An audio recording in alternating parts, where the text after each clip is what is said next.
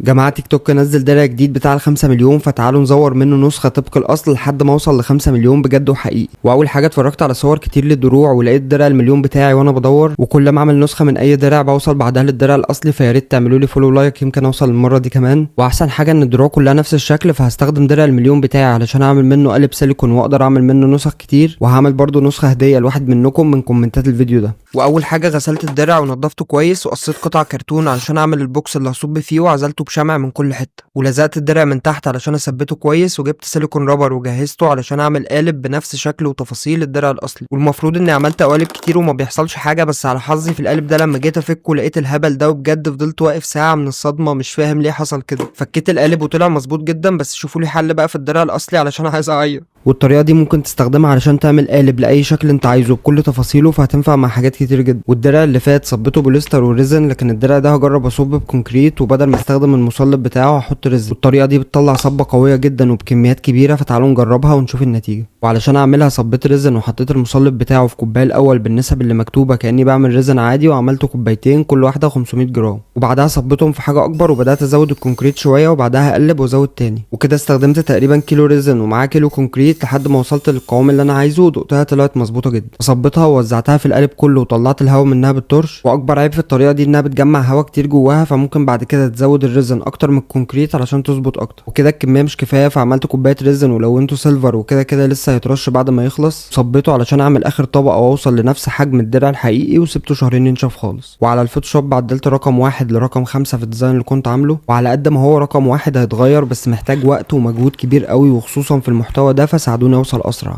قصيت كل الطباعه بالكريكت على فينيل اسود بنفس المقاسات، واخترت احسن نسخه تتثبت. ولما الدرع نشف طلع مظبوط جدا، والخلطه دي طلعت من اقوى الخامات اللي جربتها وهستخدمها في حاجات كتير تانية. وصنفرت الدرع كله درجات كتيره علشان يبقى نسخه من الاصلي، وفعلا الطريقه دي مطلعه الشكل قوي جدا وليها مميزات كتير مختلفه. نضفت الجناب وصنفرتها برده، وشلت الزيادات بالميني كرافت، ورشيت الجزء اللي جوه اسود مط بنفس الشكل، ولما نشف لزقت عليه تيب وسبت 2 مللي من كل ناحيه، وجبت رش سيلفر ورشيته طبقات كتير جدا وسبته ينشف، بس النتيجه طلعت زي الزفت ومش ده اللي انا عايزه. والدرع الاصلي مش رشينه بالطريقه دي وليه انعكاس اضاءه وشكل مختلف، فجبت فينيل بنفس لون وشكل الدرع الحقيقي، وقصيت حته على قد الدرع وثبتها وقفلت الحواف. واخر حاجه ثبتت الطباعه على الدرع في نفس المكان. بقالي كتير بجهز في الفيديو ده علشان اعمل لاين لكل الدروع، وفي واحد منكم هيكسب درع هديه من كومنتات الفيديو ده. ودي كده النتيجه، وطلع نسخه فعلا، بس ساعدوني بقى اوصل للدرع الحقيقي. عايز اعرف رايكم بجد، وفولو لايك لو عجبك الفيديو.